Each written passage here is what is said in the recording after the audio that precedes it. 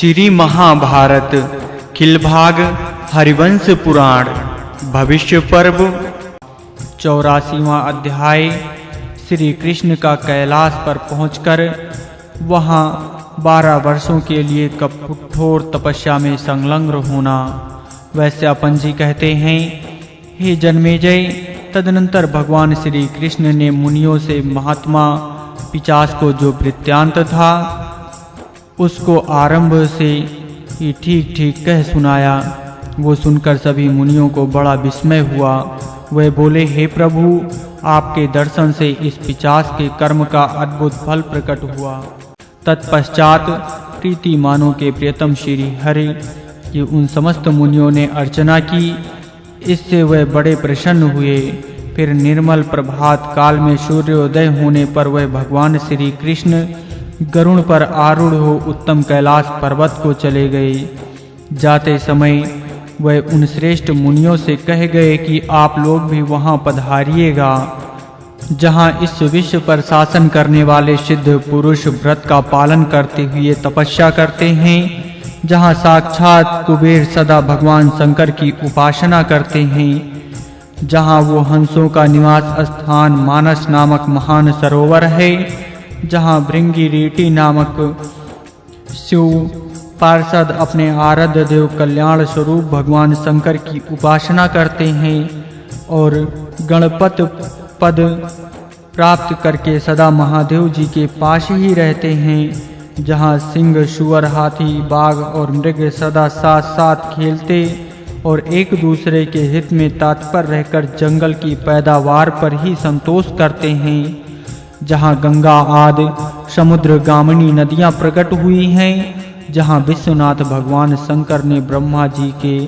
सिर का उच्छेद किया था, जहां उत्पन्न हुए बड़े बड़े वेद प्राणियों के लिए दंड का काम देते हैं, जहां उमा सहित नील लोहित भगवान शंकर निवास करते हैं।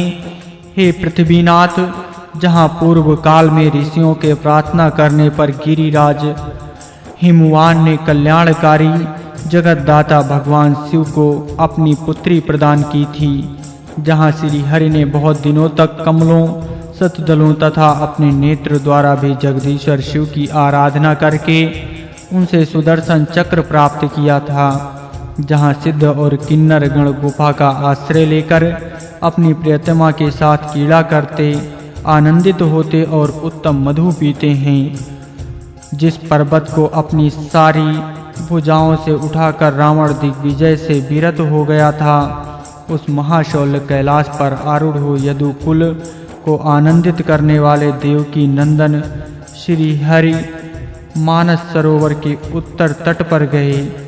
वह सर्वेश्वर शिव स्वरूप विष्णु श्री हरि वहां तपस्या करने के लिए गए थे।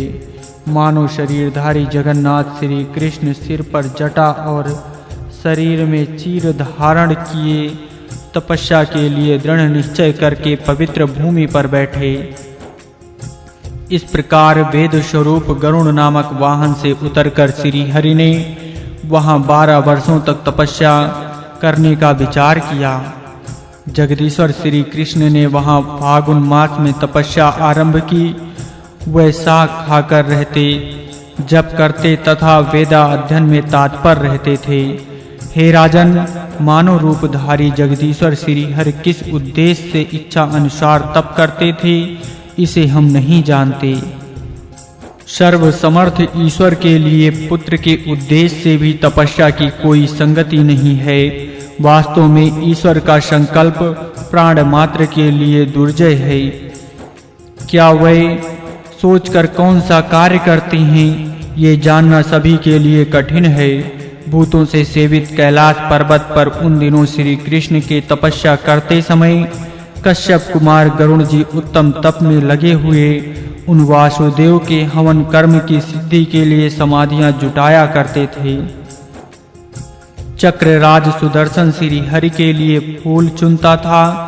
पांचजन्य शंख संपूर्ण दिशाओं में सर्वत्र उनकी रक्षा करता था। नंदक खंग बड़े यंत्र से बहुसंख्यक कुश लाया करता था। कौमोद की नामक गदा भी उनकी आवश्यक परिचर्या किया करती थी।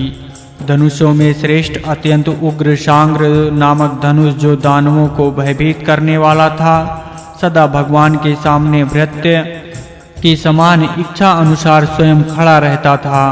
भगवान श्री कृष्ण सदा बहुत सी समाधियों द्वारा आहुति देते थे।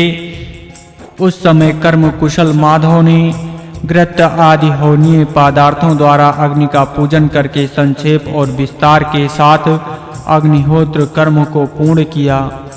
पहले वे 1 महीने में एक बार खाकर मन को संयम नियम में रखते हुए तप करने लगे। फिर वे केशव प्रत्येक दूसरे महीने पर एक बार अन्न ग्रहण करने लगे। इस तरह समय बढ़ते हुए वे 1 वर्ष में एक बार किसी एक ही अन्न का आहार करने लगे।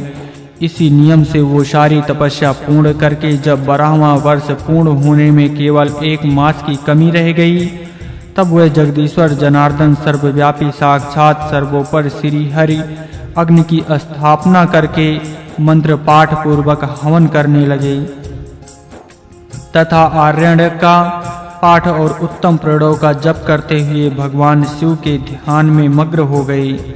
इस प्रकार श्री महाभारत के खिल भाग हरिवंश के अंतर्गत भविष्य पर्व में कैलाश यात्रा के प्रसंग में श्री कृष्ण की तपस्या का वर्णन विषयक 84वां अध्याय पूरा हुआ।